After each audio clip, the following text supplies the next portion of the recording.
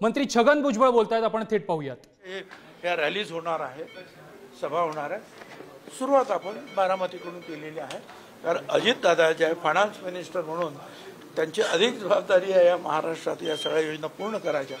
अर्थात त्याला मुख्यमंत्री आणि देवेंद्र फडणवीस यांची मजबूत साथ सगळ्यांची आहेच, आणि ही सगळी महायुतीचे लोक जे आहेत एकत्रित आहेत। हे सुद्धा काल परवाच्या ज्या आहेत विधान परिषदेसाठी ज्या निवडणुका झाल्या त्याच्यामध्ये एकत्रितपणे सगळे जे लढले आम्ही तिन्ही पक्ष, आणि त्याच्यामध्ये जे सांगत होते की आमची मतं फुटणार आहेत, राष्ट्रवादीची मतं फुटतील।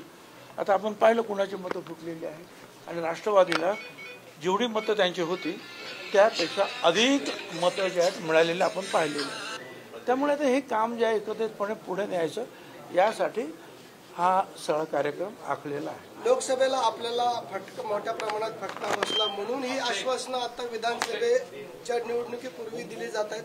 प्रत्यक्षात सर्वसामान्य जनता आपल्या बरोबर राहील असं वाटतं? निश्चितपणे जनता राहील, कारण जनतेला त्यावेळेचे प्रश्न वेगळे होते, यावेळेचे प्रश्न वेगळे आहेत।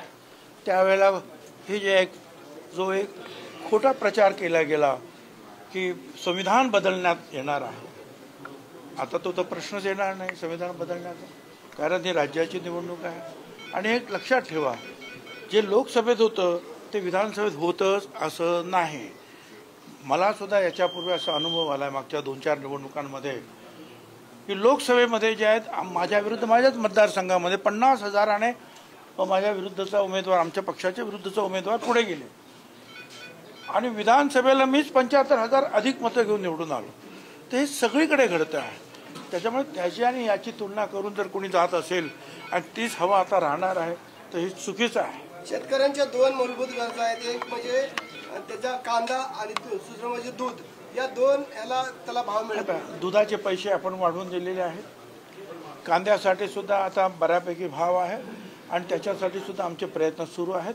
पण एक लक्षात घ्या, ज्या वेळेला लाडकी बहीण योजना असेल ती जशी हिंदूच्या घरात ते पैसे जातील 3,000 रुपये 2 बहिणींना, तसे मुसलमानांच्या घरी, जसे शेतकऱ्यांच्या घरात सुद्धा तेच जातील, आणि लहान कामगारांच्या घरामध्ये सुद्धा ते पैसे जाणार आहेत। म्हणजे असं काही नाही की शेतकऱ्यांच्या घरामध्ये ते पैसे जाणार नाहीत, ते पैसे शेतकऱ्यांना सुद्धा मिळणार आहेत।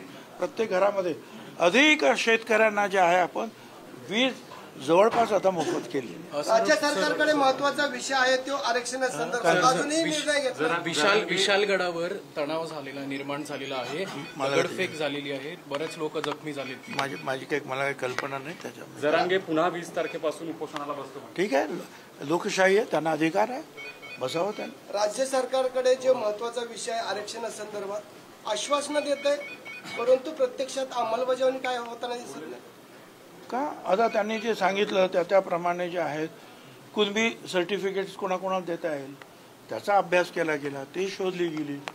आता ते स्वतःच म्हणतायत की 55 लाख कुणबी सर्टिफिकेट मिळाले, आता खरी किती मिळाली ते आपल्याला कळेल, परंतु अभ्यास चालूच आहे। त्याच्यासाठी जे मोठे मोठ्या रिटायर्ड जस्टिस आहेत, न्यायाधीश ते काम करत आहेत। हैदराबादमध्ये जे कागदपत्र शोधण्याचं काम होतं त्यात 650 दस्त आहेत, ज्यात मराठा कुणबी मराठा अशा नोंदी। असं आहे की जे कुणबी ज्यांना जे खरोखरच कुणबी आहेत त्यांना आमचा विरोध कधी नाहीच ना, पण त्यांच्या ज्या मागण्या वाढत चाललेल्या आहे की ते काही नाही, सगळेचे सगळे मराठा समाजाचे लोक जे आहेत ओबीसी मध्ये टाका, आता ते कायद्यानं सुद्धा शक्य नाही।